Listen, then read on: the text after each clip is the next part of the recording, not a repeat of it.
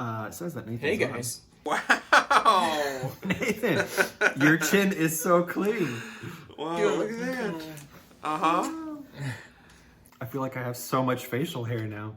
Thanks. I haven't been this clean shaven since I've been married. Wow. Yeah. Does Katya approve of the mustache? Well, she doesn't mind the mustache, but this is a little too scratchy for her. I can't get a close enough shave. I need to work on that. As opposed to a beard? Because the beard is softer. Yeah. Sure. It's like Yeah, Velcro this is sometimes. pretty sharp, actually. Yeah, it depends on which way you go, but it can be like dagger Velcro sometimes. Yeah. It's like sandpaper, basically. I think this is probably like, Yeah. what do you think, like 800 grit, maybe? I don't know. Uh-huh. Oh, you disabled screen sharing. What are you going to do? No, I didn't. Well, you didn't enable it. I was going to show you guys a picture of what I'm going for here, or what I realized it sort of looks like. So, well, I realized that I've sort of got a Timothy Dalton vibe going.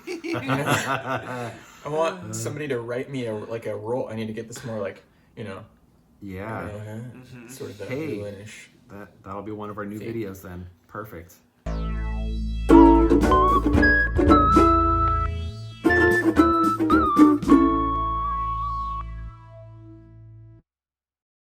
Oh, because so what we were thinking of doing for this podcast is each of us get to bring a topic for all three of us to talk about.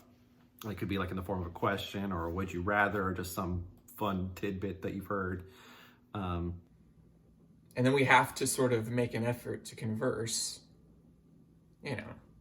Hopefully it doesn't just completely die, but I guess that could happen. Somebody chooses a really horrible topic. I'm not feeling incredibly confident about mine today. No. Okay. Yeah, mine could die on the spot. Have you guys thought about such and such? No. Okay, I'm good. Colin? Yeah. How do we want to decide who goes first? Oldest to youngest. Okay. Here I go then. Okay, so I was trying to think through, what would be the best question to start with. Oh. And so, I mean, not for like between the three, because I didn't know I was going to be the one to actually start. But for me, the first question, because I had so many, and then I could lay them out, for future podcasts. I was like, which one do I start with? This is it, okay? And it came to me today because I heard the news today that Daft Punk broke up after 28 years. They're done. Who did? Daft Punk. Yeah. 28 years. So, my question to you guys is, how long do you think Pipe Reel Studios will last, and why will we break up in the future? Ooh. Why did Daft Punk break up? They haven't said. Oh. Yeah, they haven't. It's been 28 years. It's time to see other people. Yeah. Just kidding, I don't know. They could have made it to 30. Yeah. Honestly, I'll be honest. I'm a little surprised it has lasted this long. Because, for a long time, it seemed like we were never going to go live. Like we'd never actually get our content out there. And it's not really encouraging to keep making content if you're not sharing it with the world. And so I sort of assumed that and just life circumstances, we would be done by now. I never feared that. I never feared, for me, it was like, I know we're getting our content out at some point, but just freaking when, like, when is this going to happen? I'm so eager. I think mostly for like life content. I figured that as busy as all of us are, and as many other things that I've tried to do with people, and seen life just sort of say no, that it would have ended. Something would have come up. What about you, Joey? Okay. I don't know. I could say 2 months or I could say 10 years. It's your topic. I know, but really, I mean, but like what both of you are saying is this are thoughts that I was having, where like how Nathan was saying, like we're doesn't seem we're ever getting ready to go live because of different life circumstances between all three of us, but usually I felt like it was mainly me, which I felt bad about. But then also I can't really see like when it would be like, okay, and we're done. Like maybe I could see in the future maybe it tapering off to where Colin becomes this huge celebrity, and with all of his movie schedules, then it's hard to fit it in. You know, who knows? Yeah. But I think, yeah, I could see us doing this in some shape or form for the rest of our lives. At some point, though, if we don't reach a certain level of success, not that that was really why we went into this. It was more of a hobby, just because we enjoy being together and creating together. But if we don't reach a certain level of success, does it just sort of become pathetic at some point to be like 40-year-old dads? Well, who knows though how much it would blow up once we die. You know, we could be like the Edgar Allan Poe of podcasts. Jim Croce, yeah, his second album is posthumous. Went to number 1. We could, yeah, it could be posthumous. Who's gonna die first then? We need to get a schedule going. Yeah? I volunteer as tribute. Okay. I went to the kidney specialist today and they still don't know what's going on with me. Okay. Oh. Not to put a downer on this. Yeah. Yeah. No, I'm not rooting for you to die first. Yeah. Nah, it's not life-threatening. My prediction is that something along the lines of somebody offers me a job that is so just I can't turn it down. Yeah. But maybe not. Maybe you guys would take it upon yourselves to end Pipe Real, a little sooner. I don't know. It could be an external like spousal. Like I'm really ready for you to be done. Yeah. Yeah. Could be. Yeah, which I've always got to make sure that, I'm prioritizing my family first. And if I ever don't balance that well, and then Shayla and the kids get burnt out because I've been doing stuff with you guys, then that would be a consequence, a natural consequence. She does call you guys my girlfriends. Yeah. I think the fact that we all lead different lifestyles and are still able to do as much as we've done is a testament to Pipe Rule continuing. Because, yeah, we all have these different schedules and stuff, and we're still making stuff happen. Joey was just saying how encouraging it is to be making a podcast on a day that we said we were going to make a podcast. And just little things like that is good. It's cool. Yeah, Nathan, that was because you were late, so you didn't hear that part. To the time that we had agreed to be here. I was shaving. I was eating a spoonful of peanut butter because Katya was like, "Don't talk to the world before you eat something," because I was getting a little So for your sake, thank you. Peanut butter. Yeah. I'm just teasing. We're all here. Nice. Yeah. Took you 13 minutes to finish a freaking spoonful. Picking through my gums, okay? I am next in line for this podcast, apparently. Oh, yeah. I wanted to talk to you guys about something that's been on my heart. I'm conflicted about it. I feel strongly, and I'm not really even sure why.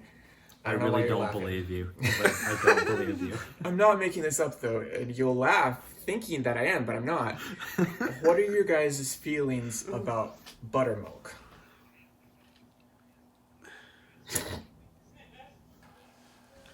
You alluded to this question, did you not? Maybe a long time ago, but I've been storing up this energy. I really want to know. So you're curious if we like buttermilk, or if we're opposed to the ethical process? Just, any thoughts on buttermilk? I guess I'll share my thoughts on buttermilk. Sorry, Please- I just had Please something go share your thoughts on Buttermilk. big. I have thoughts on Buttermilk. You have thoughts on Buttermilk? So basically, Is the butter consenting to being milked? no. See, I don't know anything about the process. I haven't even looked at the Wikipedia page. I don't know what buttermilk is, and that's part of the problem. But what I realized is I have this weird little thing in me. It's sort of a gut feeling that comes up when I hear that buttermilk is in something. Like it's a little bit of buttermilk prejudice. And I don't know where it comes from, but it's been there my whole life. And so, let's say I'm in the cafeteria at work, and there's buttermilk fried chicken. I'm like scanning the thing, fried chicken, buttermilk fried chicken. And there's a little part of me that goes, oh, buttermilk fried chicken. And, you know, this goes for pancakes, buttermilk biscuits, those kind of things. And I have this sort of visceral reaction to the fact that they chose to do buttermilk. Well, I understand the process behind the chicken being made. Wet hand, dry hand. Okay. So wet hand, you dip raw chicken strips into the buttermilk, you transfer it, and then you flip it onto the dredge. I dealt with this over and over and over and over and over in the kitchen at 3 of my kitchen jobs. Okay. I've spilt buttermilk and had to clean it up, which was the worst because it's slimy. You can't just mop it up. So wait, is it like an eggnog consistency? Yeah, something like that. I've heard that buttermilk is made by like shaking milk past the point that it should be shook. Past the point of no return.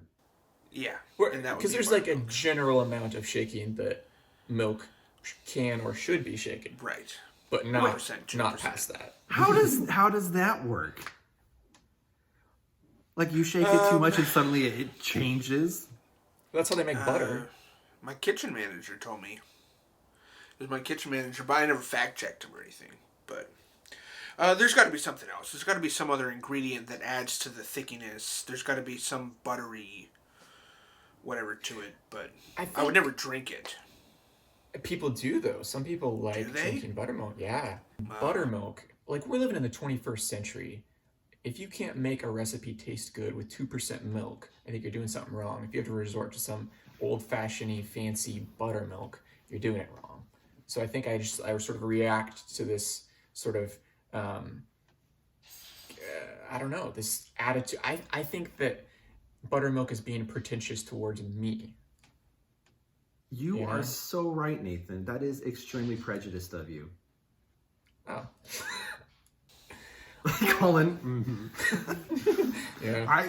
I feel like it is a fancy. It's for the select few, because like if I see a bunch of different Eggo waffles, because that's me at the store, buttermilk is like, oh, that's for the people that are, granted still buying Eggo waffles, but the fancier people that are buying Eggo waffles. But but I don't feel like that's a personal attack against me. That's just for the people that like that type of thing. Me, I want the blueberry waffles.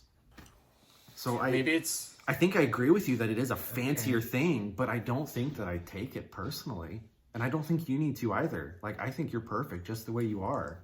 And I don't mean to buttermilk you up. Oh, I see what you did there. I guess maybe Shake you up past the point of no return. Shaking. So it's just like an insecurity thing? I think so. Okay. It's so weird. I was going to ask you guys if you have any similar things. Like, part of this is from childhood. I think my mom just said one time she didn't like buttermilk. And so I was like, oh, buttermilk, yeah. Oh. But, like, there's other things. Like, one time I was, like, 4. My dad said, hey, don't use that Windex, because I was 4 and I shouldn't have been doing whatever I was doing. But I took it to mean Windex equals bad. And so then subconsciously, whenever I saw somebody using Windex, there was a small part of me that was like, oh, you're one of those using Windex. Like, do you have any of those childhood things that you realize later, wait, it's not actually a moral wrong thing? mean, I can't think of foods or Windex, but I mean, like saying stupid or fart. You know, for a long time, even in college, I would avoid usually saying the word fart. Not because I thought it was wrong at that point. It just felt awkward to say because it'd been so long of not saying it. We're gonna have to up the rating on this podcast. I know. I said Yeah. the letter F word. Well, for me, it's funny because for me, it was like, oh, that person's not a Christian, disregard. You know, it was that type of. So mine was bigger scale, I feel like. Not something like Windex or what would be in the middle of Windex to Christianity would be something like saying relatively innocent words. We couldn't call each other stupid in the household. Stupid, idiot, or dumb. We couldn't say those three. We developed not being able to say shut up just by overuse of it. That's what my brother tried to get around by saying, I didn't call him dumb. I said the thing he was doing was dumb. Yeah. Yeah. Which brother specifically? Because he's no dummy. Well, depending on which one we're talking about.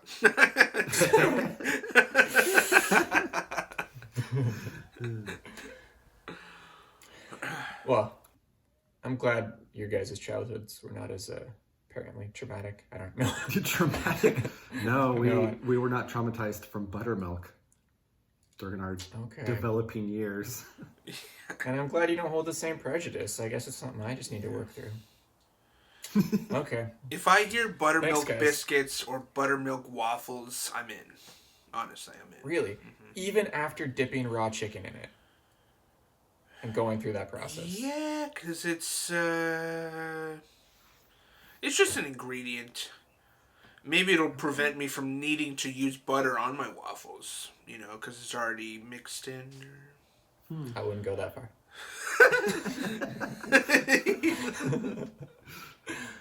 I'm glad you can see past sort of the sliminess and all these things and see the usefulness. That's very big of you. Yeah. Yeah. Nathan, thank you for being open, you know, and sharing about your Thanks. struggles with Buttermilk. Thanks for listening, guys. It's good to get that off my chest for all these years. Yeah. Colin, what about you? What's on your mind? Well, all three of us lost somebody that was in our lives. Since I've been, how old? He was my Sunday school teacher. And we don't need to say names or anything. We don't need to be insensitive. We can have cognizance of the struggle of cancer for any listeners.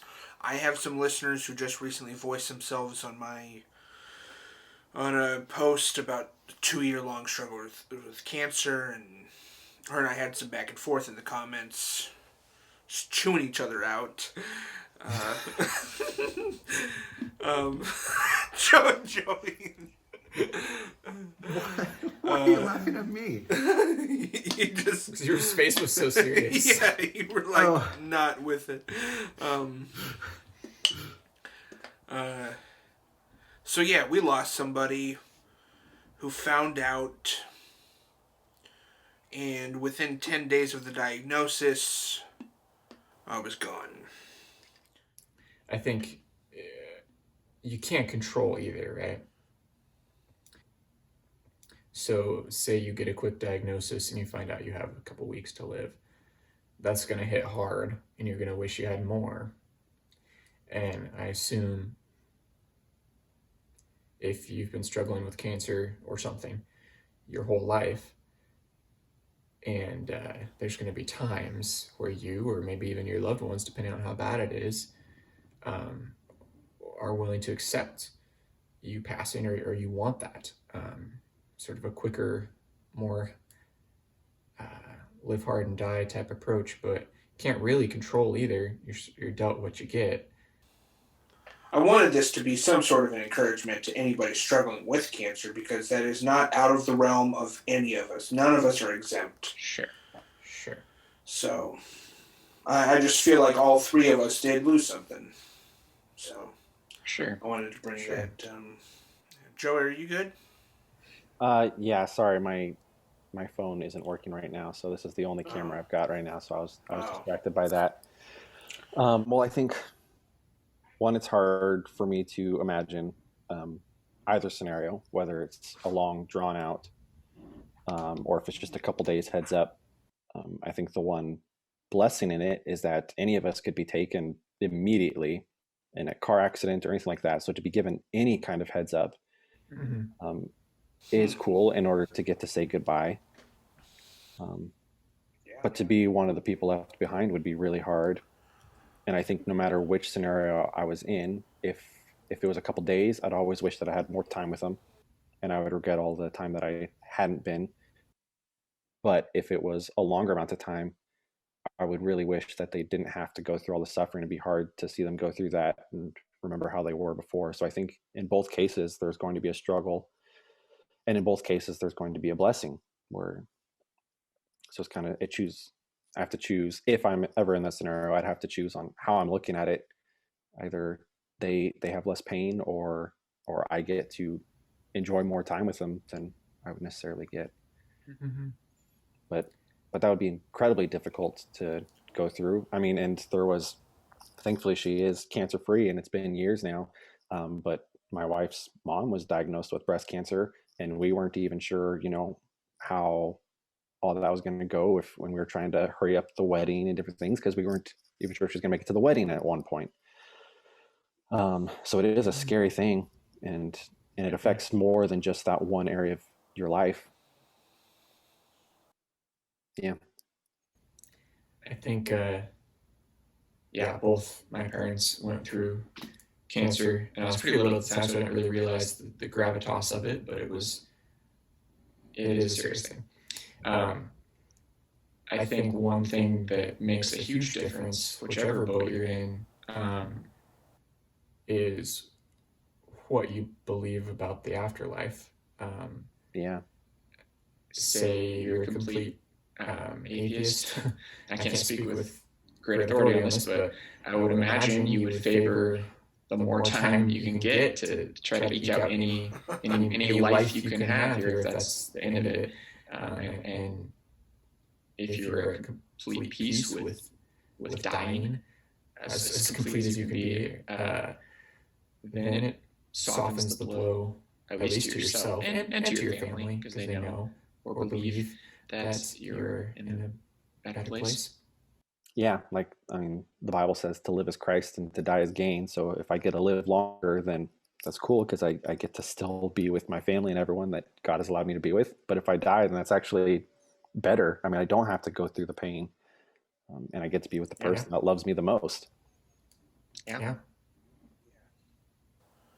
And I'm okay with topics like this being discussed because even if it connects with one listener, in the sense of it being like that's exactly what I'm going through.